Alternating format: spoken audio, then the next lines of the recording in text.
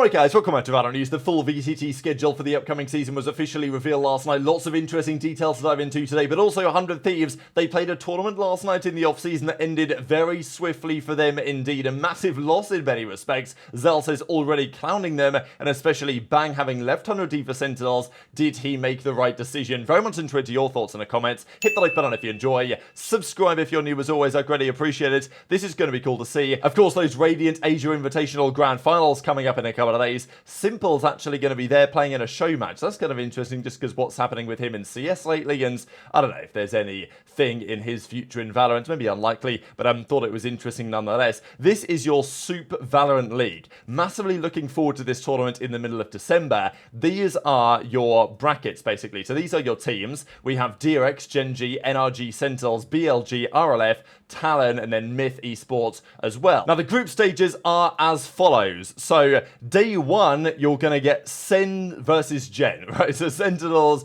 versus Gen.G. It's happening again. You can't get away from it. And that's going to be your first round game. So, looking forward to this one. Those are your teams there in attendance. And it's going to be a banger, right? Especially to see DRX and Gen.G, who are playing in this Radiant Asia Invitational, which is concluding shortly. And then, of course, you know, Chinese teams in there, Thai teams in there. And then with NRG and Sentinels to kind of round out those rosters. Going to be mega to see who wins that one. Giant X, by the way, they finally confirmed their roster. Cloud, of course, staying around. He's, I think, under lock and key for many a year. Purpo, Runner, Tomasi, and Westside. So, of course, Tomasi there is kind of cool to see him staying around just because of what happened on KC, for example, and the changes they've made going into this season. We also saw this last night. So, this is your latest MIBR player, going by Nozwa, as we full well know. This is no real surprise that he's joining MIBR. But over the last few days, we have had some confirmations on their teams, and we even saw yesterday, I don't know who exactly decided to post this,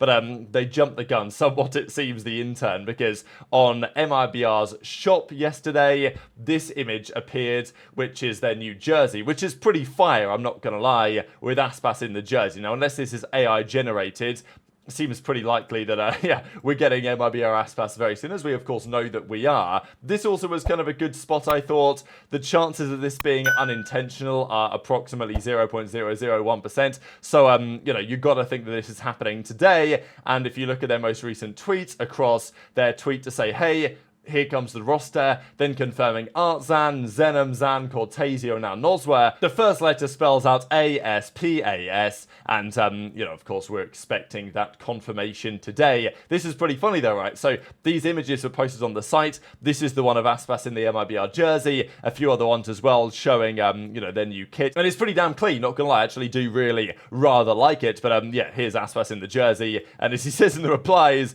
this is AI. But, the shirt, yeah, the jersey's nice, but AI generated image, don't know what you guys are talking about, but yeah, presumably today, that's when we're getting the announcement there. But let's talk about the VCT schedule for the upcoming season. Riot, by the way, are offering anyone who can find vulnerabilities in their anti-cheat $100,000, so good luck with that one. I think Riot Jacob even mentioned that they're changing this to like cheater detected rather than hacker, because it almost kind of implies there's some degree of skill, like a hacker has some skill, whereas a cheater is just cheating, I guess. I think they've been changing that one, but these are your start dates, and this is your schedule. So, the Americas, January the 16th is the date. China starts a few days earlier on the 11th, EMEA on the 15th, Pacific on the 18th, kind of like the classic. They all start at slightly different times. There's a kickoff this season between the teams. You know, they're not going to do the kickoff that they did, all the teams, the 30 teams flying out there as they did a couple of years ago. Not really feasible anymore with China in the league as well. But yeah, the kickoff's going to be a 12-team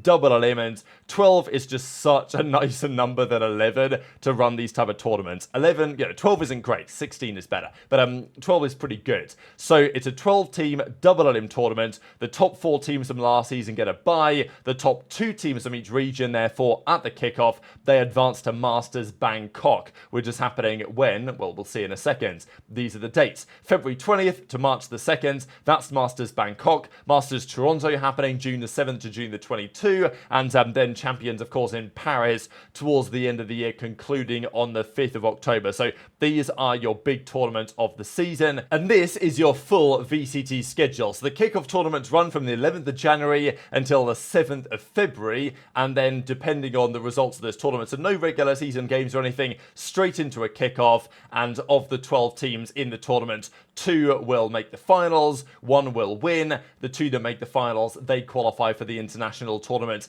in Bangkok at the start of March. Then, a couple of weeks later, Stage 1 gets underway, and it's run from, the 22nd of March until the 25th of April, so that's basically a month worth of matches. The playoffs then happen at the start of May, before then you go to Masters Toronto at the start of June, towards the middle of June. Then Stage 2 happens in July, then the playoffs, then the champions again. So I do like this, having, Stage 1, Stage 2, playoffs each time, a big tournament in between, then the World Championship at the end of the year. I still wish there was a last chance qualifier. I thought that was fire, but they're not doing that. And then, of course, Game Changers happening again in November. But these are your important dates. I do think, again, it's pretty damn spread out. I mean, to think that there are, obviously a lot of months of matches here. Champions, the start of the year is in January, Champions ends in October. So that's 10 months of Valorant.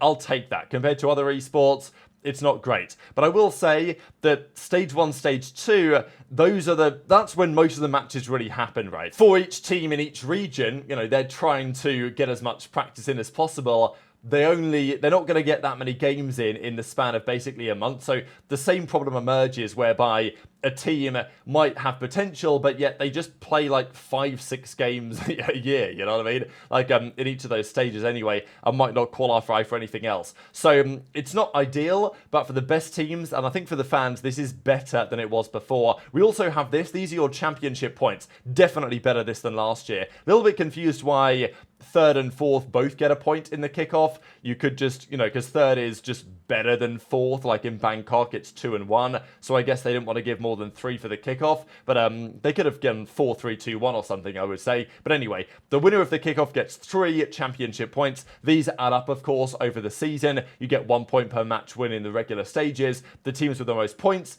they qualify for the World Championship. I do like as well how the points kind of go up towards the end of the season, so teams still have a chance towards the end of the year. And, anyway, we have 3 for the winner of the kickoff, 5 for the winner of Bangkok, then 5 for the winner of Stage 1 playoffs. So it's interesting that the Stage 2 and Stage 1 playoff numbers in terms of what points you win are actually just the same for the Masters events too, which, it's interesting because you'd think Masters events could be worth more points, but then again, it does mean that the playoffs are very important then still, especially in region. They're very important for accruing points towards that, World Championship qualification at the end of the season. So a couple of extra details. The top 4 teams get buys into the second round of the kickoff, as we saw. Top 50% of teams in Masters 1 and 2 now all earn some championship points. Groups are then shuffled between stages, and each stage playoffs will then see the top 2 teams in the second round and the bottom 2 teams in the lower bracket. So that's kind of interesting. This is another screenshot as well. But as he says, there will be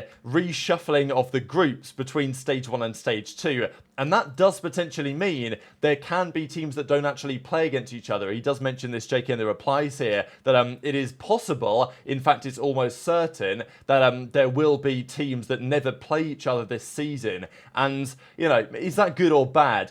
I don't mind this, to be honest. I also do tend to think that playing every team, but playing every team once over the course of an entire season doesn't really work that well for me, because you might play a team at the start of the season when they might be very bad, and somebody else in the group plays that team at the end of the season when they're very good. So I think reshuffling things is maybe just a bit fairer, and if there are certain matches people want to see, then I guess, sometimes you might just have to hope that it happens at an international, which is of course also possible. But it's, plausible that we never get Sentinels versus NRG in a regular season game this season, but we might well get it at, Bangkok or at the playoffs of the regions or whatever. Big drama though going on yesterday between 100 Thieves and Trust in Plug. So incredible match. This was the For Those Who Dare tournament. These happen every so often, and they had a $15,000 prize pool tournament right here yesterday. And after the qualifiers over the last few days, we had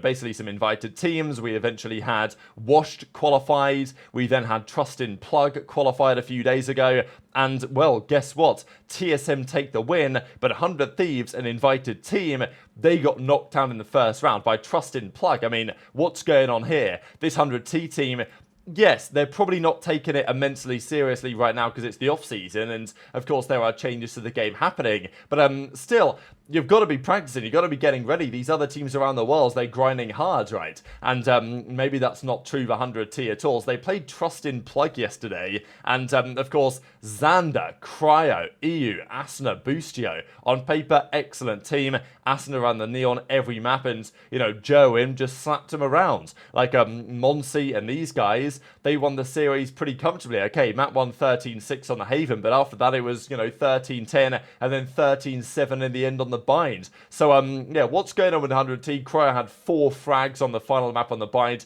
You don't see that one every day. And fair play to TSM, they got the job done as you would have expected them to in the grand final. It's not like Trust in Plug were playing like the best Valorant you're ever going to find. Like, they went to the grand finals and they got comfortably handled here by TSM 13-7, 13-7 back-to-back. So, congrats to TSM winning the $8,000. But, yeah, 100T collapsing like this was definitely a surprise. And obviously EU isn't taking it that seriously because he comes out and says, Bang is grinning ear to ear right now because Bang, of course, leaving 100T, going to Sentinels.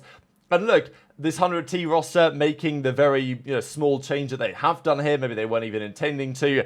I think there's some potential there, but I'm still not massively high on this 100 Thieves team. And EU's implying, maybe it doesn't even matter so much. Bang's gone, he's going to be having a good time about it. But look, as Zelsis says, any 100T fans, if you want to become a Sentinels fan, feel free. You are welcome to join, given that 100T maybe are going to be struggling a bit. So thought these tweets were kind of entertaining. Very much interested your thoughts though in the comment section below. Do you think that there's any future in this 100T lineup? Is this a sign of things to come for them, or is it way too early to say anything? This is a joke. Very much interested your thoughts in the comments below. Hit the like button if you enjoyed. Subscribe if you're new. Take care, and I'll see you next time.